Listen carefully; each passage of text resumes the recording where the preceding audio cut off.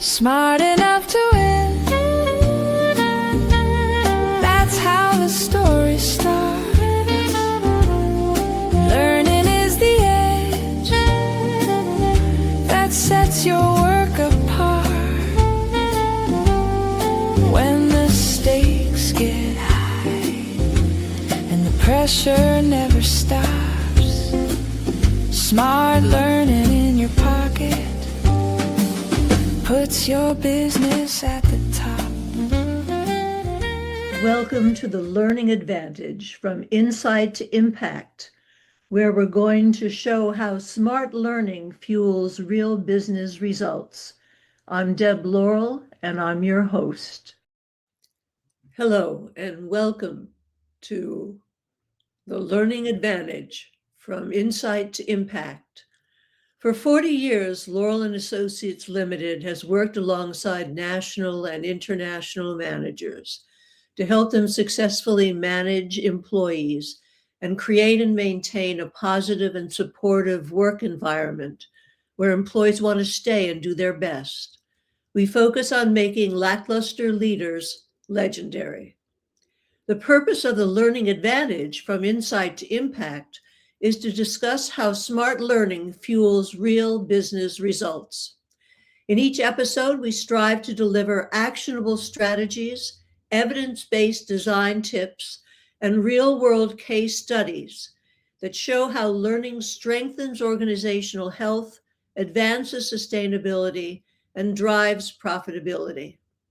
For that reason, I'm delighted to introduce our guest for today, Steve DeVries. Steve, Deb, thanks for having me. I'm super excited to be here. I'm so glad that you are. Steve has dedicated his career to transforming organizations into high-performing, future-ready businesses.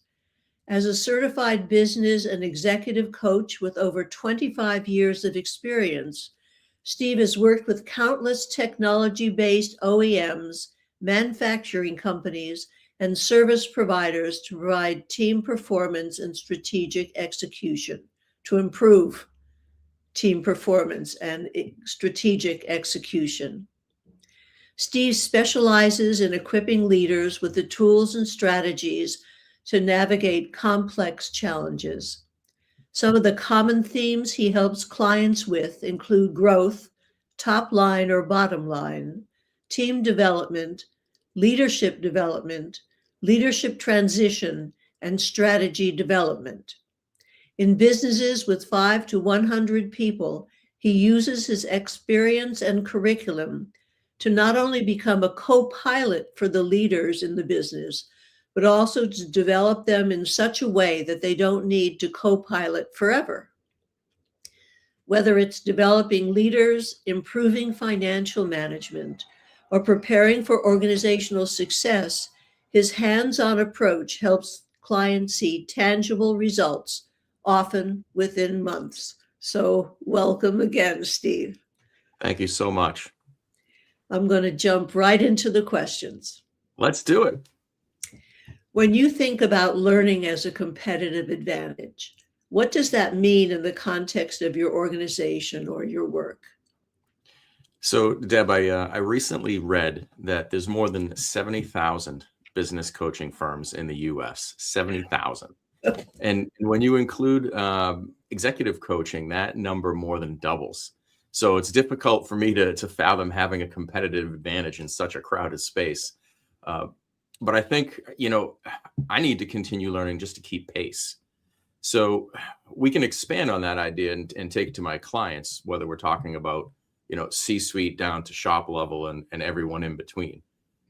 So whether we're talking about me or my clients, to me, learning builds competence, right? And so competence is one of the 8 pillars of trust, according to David Horsiger, and I'll maybe talk about him a little bit later. But if you want to have trust in your organization with your customers, you have to use learning to help build that, right? So otherwise, how can you deliver a better experience than those to those that you serve? So to me, I think about learning, just to keep up with the Joneses, right? Because there's so many of us out there competing. However, in a maybe a slightly less competitive environment where you're not dealing with, 100,000 plus competitors, I do think it's a competitive advantage. And it simply comes down to uh, dedicating yourself to that in some way as a business. Well, you'll also have a specific niche that you focus in on, which I must do. narrow the field a bit. Do you want to talk about that? Yeah, absolutely. So I have no idea what the data is for business and executive coaches who focus specifically in the OEM and manufacturing space. But that's my background, and so that's where I focus. I think I can add a lot of value to my clients in that arena. And you talk about learning. I spent 25 years in that world, making a lot of mistakes, learning from those mistakes, being around a lot of great mentors. I think about some of the people that have helped me along the way. Names like Mike Testa and John Biagioni and Ken Brown, just to name a few. I learned from them, right? So whether you're in a formal learning program or whether you are simply learning by observation and accepting guidance, that's all forms of learning, right? And so I was able to be around some of these highly experienced manufacturing professionals and learned a great deal. Wonderful. Can you spare, I'm sorry, I have a cold and apparently I can't read either. Can you share a specific example where a learning initiative moved from insight to real impact and how you measured that impact? Yeah, absolutely. I mean, so as a business and executive coach, I see this all the time with my clients. Through our work together, they gain insight into leading their teams, leading their businesses, and the results can be measured in a lot of different ways, right? So some real simple ones: revenue, operating profit, cash flow, right? Employee satisfaction and retention, hours worked per day, net proceeds from selling a business. These are all real impacts that have measurable results, right? And so as I coach my clients and share the insights from my coaching program, from my history, they all have measurable impacts. Otherwise, if I couldn't necessarily measure my impact on my clients' businesses, I don't think they'd be clients for very long. But a couple of examples.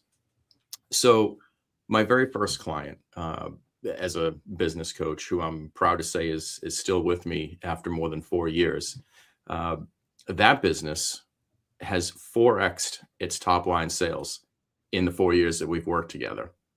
And so I'm really proud of that. And I know that my client has done a ton of work in that space in order to grow the business and get better. And you mentioned in my intro that I'm a co-pilot.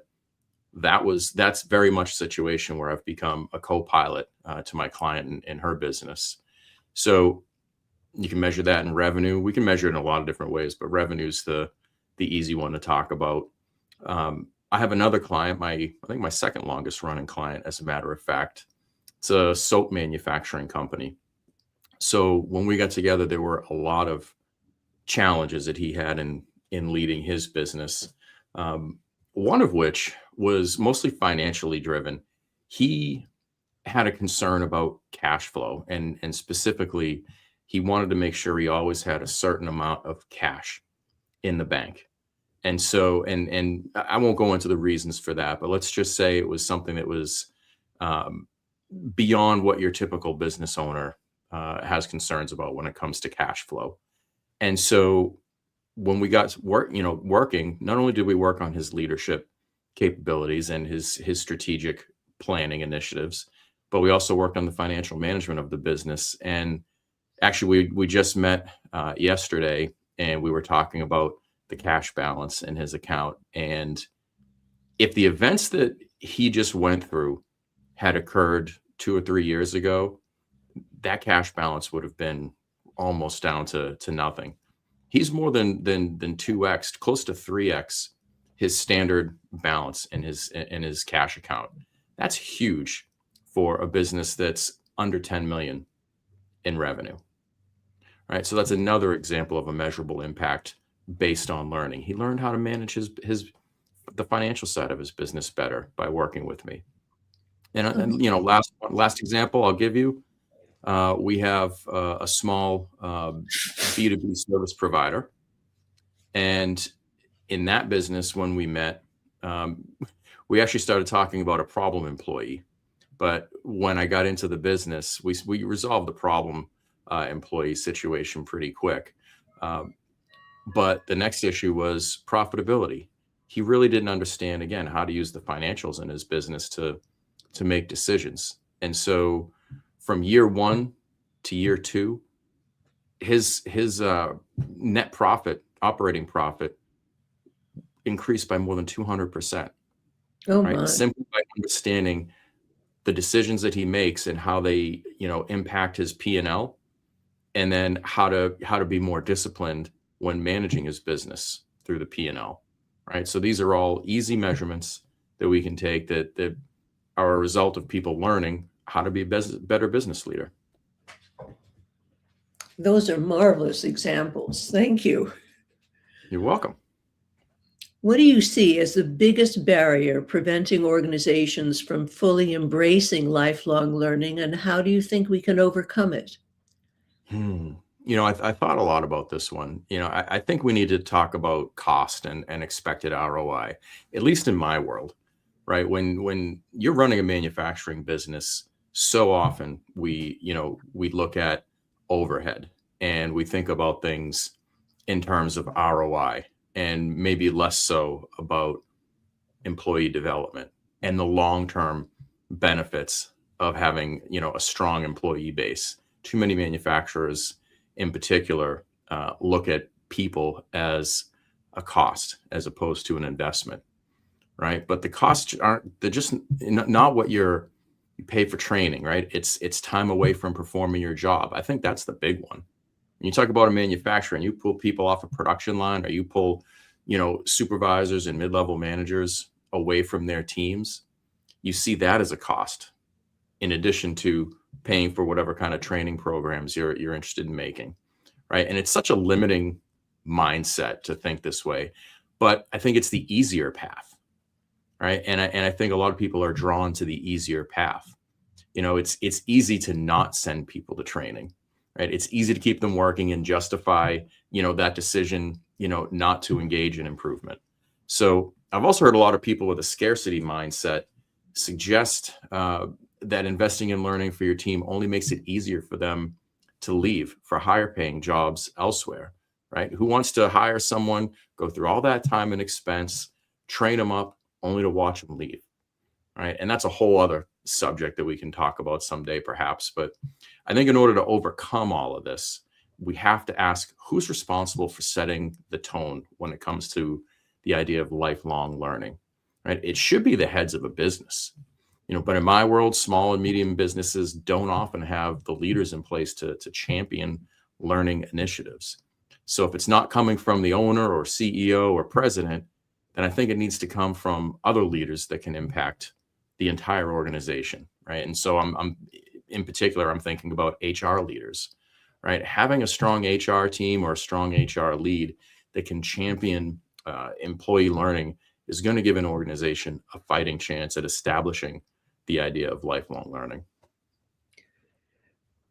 What about the concern about productivity and retention? Don't they see the connection between training and those things? So I would love to say yes, but I think, and I think many do, right? But I think there's a lot of short-sighted business owners out there, particularly in the small and medium business world, that just feel the need to have people keep on cranking that wheel, right? But you're absolutely right. The more you do, and especially with the younger generation of workforce coming in, you know, coming into the marketplace now, they expect development opportunities. They expect to be taught. They expect to learn. And if they don't, they're going to move on.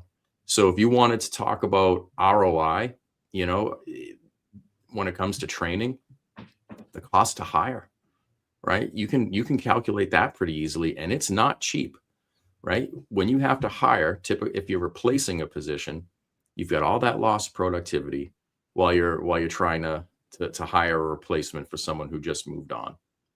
Then you've got all the time and cost that's involved in training that person, right? And then if they leave because they're not getting appropriate opportunities to learn, you're going to do it all over again, and it just becomes this brutal cycle. So I definitely think retention is part of it. And if you talk about, learning from a productivity standpoint, like how can I, yeah, again, I'm thinking about this through the lens of an OEM or a contract manufacturer. If I send someone off to training and they can currently do a job, one job per hour, and they come back from training and they can do 1.5 jobs per hour, right? Simple math. Then yeah, it feels like a no-brainer. But again, that person has to leave the production floor to go get the training. And so you have to have more of that long-term mindset. And so too many business leaders, I think, don't have that. They show up and they're thinking about their business on a day-to-day basis. And that's simply not going to do it in the long run. You keep mentioning an OEM. You want to tell our listeners what you mean? Sure. I always forget that if you're not from that world, it's not a common term. So OEM stands for original equipment manufacturer, right? So if you are a business that designs a product that has lots of moving pieces and you put them all together and it performs some kind of function, right? That would be an example of an OEM product. Your cell phone, right? OEM product, right? I just happen to come from a world that we designed for a long time. I was in this business that designed custom sensors, right? And those sensors were used in any number of applications. Sometimes they were a subcomponent of a much larger system, and sometimes they were kind of a standalone product. But either way, that's an example of an OEM. And we oftentimes sold to OEMs. Analytical instrumentation, right? Some kind of magic box that happens to perform some kind of maybe a scientific or technical function, right? If you watch TV and you watch something like CSI, for example, and they say, take a sample and send it to the lab. Well, when that sample shows up at the lab, it gets run through different pieces of equipment, right? And those scientific pieces of equipment will do all kinds of analysis on whatever happens to be in that sample. It's another example of an OEM type of product. And I've been involved in those types of businesses. So when I talk about manufacturers and businesses, that's what I'm thinking about, along with the contract manufacturers, the businesses that make individual parts that become something later on. Okay, thank you. I just thought I didn't know what it meant, so that others don't know what it meant. It's a good clarification. Again, because I'm so used to talking about it, I forget that not everybody is from that world. In your view, what's one outdated belief about corporate learning that we need to let go of, and what should replace it? Great question. I think, one outdated belief is that corporate learning is only for giant companies with deep pockets, right? The reality is it's not. There are so many opportunities to learn and training programs out there, especially for small and medium businesses. It might be easier for those large companies to pay for it, but I'd argue it's more critical for small and mid-sized companies, right? Again, I mentioned earlier, the new generation of workers expect opportunities to come faster than, our generations when they were early, when we were early in our career. And if those folks don't see the opportunities in their future, they're going to move on. So again, we're back to that retention issue that you brought up. So giving them opportunities to learn, it's going to develop and build loyalty, right? Loyalty can improve employee retention, which leads to all the things we want as business leaders, right? When your people are developing, when they're learning, presumably they're getting more effective at their job, or they're preparing to take on more responsibility in a new role, right? When you make that transition, it's a whole lot more seamless than if you have to hire somebody, from scratch from the outside and start all over again. So I think small businesses who think that, spending money on training is only for those big companies, they need to reevaluate that. They need to budget in order to invest in their team. And that's what's going to become their competitive advantage. So I'm trying to remember who said it, but the idea that if you don't invest, you don't help people continue to learn, they're going to be a drag on your business. And why would you want them to stay? You, you know, you want them 100% agree. to learn. How are you leveraging data, technology, or new learning methods to create more personalized and effective learning experiences? This one I had to put a lot of thought into this. So I get a lot of data from Focal Point, which is Focal Point is my business. I am a franchisee of Focal Point. So let me just explain that for a moment. So I blend all of the great Focal Point content that they've created over the last 20 years, and I blend that with my own experiences in order to support my clients. So when I mention Focal Point, it's another entity that does in fact subscribe to the idea of lifelong learning. But so Focal Point collects a lot of data from all of the coaches. There's a couple of hundred of us worldwide. And that's used to help determine, if certain initiatives amongst coaches are working well and if they're right for each individual coach. So you talk about how am I leveraging data and technology. So Focal Point has a LinkedIn business development tool that it's been rolling out over, I don't know, the last 6 to 8 months. And so there's all kinds of AI tools built in. It's built in cooperation with a third party, and it's built around a coaching platform, and it's designed to help you engage with more people on LinkedIn, which sounds great until you realize that lots of people don't want to engage on LinkedIn because they think they're being sold to. And so, I take in all the data that they report back about how this particular program is working. And I talk with other coaches and we talk about connection rates, right? And then conversion rates to have a conversation, and then conversion rates beyond that, and so forth. So these are all data points. But as an individual coach, at some point you have to decide, does the time and the cost associated with a particular program make sense for your particular practice, right? Do the activities make sense for your particular practice? So for me in particular, I gave this program about 6 months, and I decided, what? It's not for me. I'm not seeing the data that I would want to see in order to encourage me to keep going, right? But I'm in a different place than a lot of other coaches when it comes to building a network or using my network to try and find clients. So some coaches are using it and seeing the data as very positive, and they're sticking with it. I'm looking at the data and saying, right now where my practice is, the amount of time I have to put into it and all the different elements of information that we're receiving, I'm saying, you know what? I don't need to jump on this particular train of AI tool. It's working well for a lot of people. It's not necessarily for me, but that's an example of how I'm blending data and technology. And frankly, there was a lot of learning that went involved, that went into having to use that program, right? Sometimes we go down a learning path and we decide, this isn't necessarily for me, because it doesn't always have to be yes, yes, yes. Sometimes we can use data and learning opportunities to say, that's not right for me. And I think that's an important distinction to make when we talk about how we're going to use data and how we're going to learn. And how we're going to use AI. Agreed.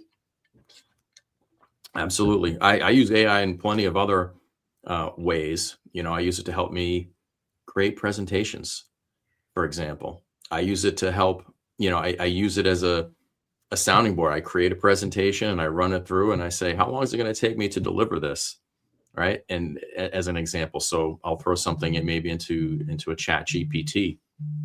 And so, it will tell me, hey, this is going to take you about 20 minutes to run through. And I say, okay, I need more content because I want to get 30 minutes or 45 minutes out of this presentation. So, and that's all a learning curve, right? You have to learn how to talk to these bots within an AI tool, right? And I remember fellow focal point coach, his name is John Jennings.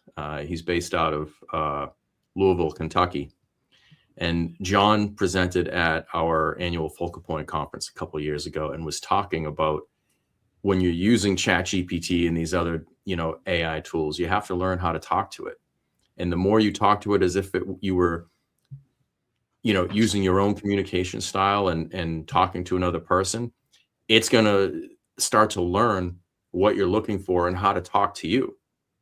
Right. Which I found incredibly interesting. And he's right. And I've spent the last couple of years learning all about that and how I can use that to be more effective in my practice and how to support my clients. So we're always learning. If we're not learning, we're getting pretty stale pretty fast. Amen to that.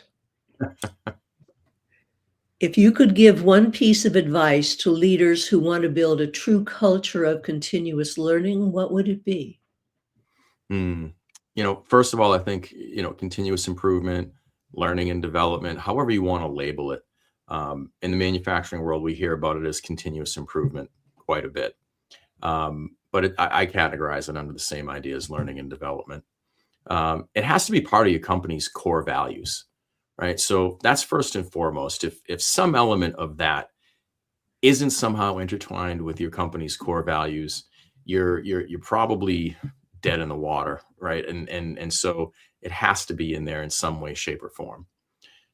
Next, you have to make it, a clear part of your employees' performance expectations and evaluation, right? If you really want it to stick, right, hold people accountable to learning and development, right? Hold yourself accountable for providing those opportunities. Make it a collaborative approach, right? And so beyond the metrics of their day-to-day job performance, you should be thinking about including things like how these folks embody the company's culture of learning and continuous improvement, right? Make that part of their job evaluation, right? And when you give your people opportunities to learn and have them talk about how that learning has impacted their ability to perform, now you've got something. You've got real traction. You've got real development. Your company is moving forward as opposed to being stuck and fighting for sales based on things like price, which nobody wants to do, right? There's some commodities out there that have to, but if you want to find a way to add value to your clients and sell on value as opposed to price, make sure that you're constantly evolving your business and the people within it. That's what's going to help you win in the long run. But make sure it's in the DNA of your business. If your business has been around for a long time and it's not in your DNA, it's not too late to start, right? Just get started and own it and make everybody accountable to it. And that's when I think you're going to be able to really drive it home. Oh, I think that's so true. You mentioned earlier pillars of trust. Does this relate to pillars of trust? Do you want to talk about that? So the 8 pillars of trust come from a book, and that I think you're probably going to end up asking me about. It's called the Trusted Leader by David Horsiger. David came and spoke at a focal point conference a couple of years ago, and I was really impressed by the power of his message, but also the simplicity of the message, right? And so competence is one of those 8 pillars of trust. People trust results. Results come from those who are competent in their abilities. So whether you're a manager or whether you are an individual contributor, you need to demonstrate competence, and you can do that through continuous learning. And so if I'm an employee, if I'm an individual contributor type of employee, a shop level employee, for example, or an engineer, and I see that my boss is going through, some type of training on an annual basis, semi-annual, quarterly, whatever the right cadence is. You have to decide what that is for, as a business leader. But if I see that and I see them getting better, I need to be smart enough to realize that if I'm not doing the same thing, there's a gap that's widening between myself and the next level. And if my goal is to get to that next level and I see that gap widening, I'm not going to get there. I need to close that gap. I need to learn at a faster pace, right? And when I do that, my teammates around me are going to see that. Presumably some of them may become my direct reports if I want that promotion. And so if they see me building competence, right, through my continuous learning efforts, they will have a much higher likelihood of trusting me when I do become their manager. And so it's all intertwined. And I was actually talking about that subject recently with a training class that I have. It's called Foundations of Management, and I used that.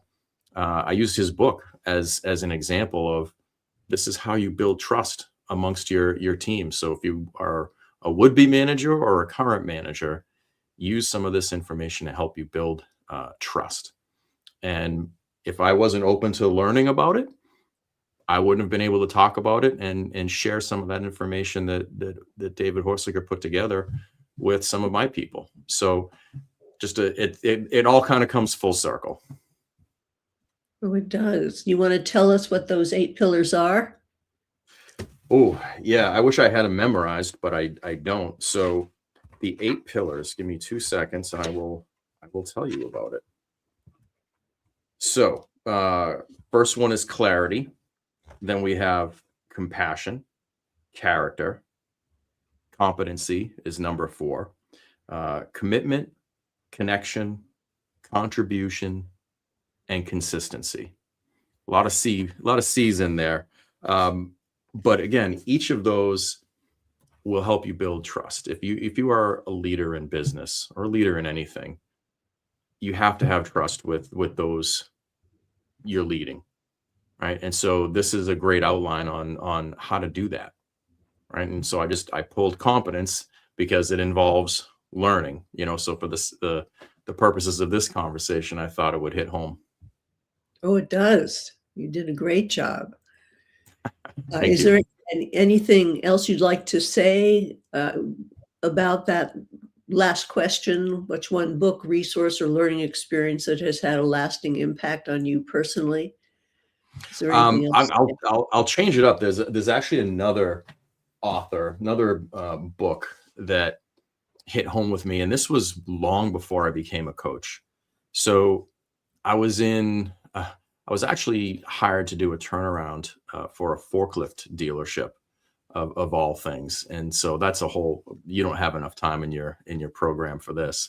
But suffice to say, I was at an industry conference. And I was listening to their keynote speaker talk about servant leadership. And up until that point, I hadn't heard the term servant leadership. I had developed a management and leadership style that I later realized was servant leadership. But as I'm listening to this gentleman, his name is Jude Rake. So he's up on stage and he's talking about servant leadership. And I had that aha moment. And I was like, oh my gosh, there's a name for this. It's servant leadership. And this is what I had been doing in my leadership roles for a long time. And it was just, I had learned it experientially. I didn't have any formal training on it. But then I heard Jude Rake speak, and he actually has a book that I would recommend. It's called The Bridge to Growth. So really good book. And it's all about how servant leaders achieve better results and why it matters now more than ever. Kind of an everlong type of subtitle there, but it's true. Servant leaders do achieve better results, right? Your whole job is as a leader is to help your team develop, right? To help them become the best versions of themselves, whatever that looks like, right? And how you serve them is by enabling whatever that may be. Learning is a big part of it, right? It's not just sharing your experience and directing people.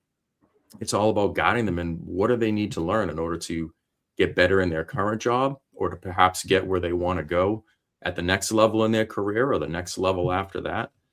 That's true servant leadership, when you are there to help everybody else become successful. And by virtue of everybody else becoming successful, you become successful as their leader, right? And that's a big part. That is the essence of servant leadership. Again, I didn't know that there was a name for that until he happened to appear up on that stage, and my head went. It was a really cool moment, and so I wanted to mention that today as well. Oh, that's marvelous. So The Bridge to Growth and The Trusted Leader are two Yes. books that you all may want to look into. Thank you, Steve. This has been a wonderful conversation. How can people get in touch with you? Thank you. It's been my pleasure, right? I always love talking about this kind of stuff, and I appreciate you giving me the platform to do it.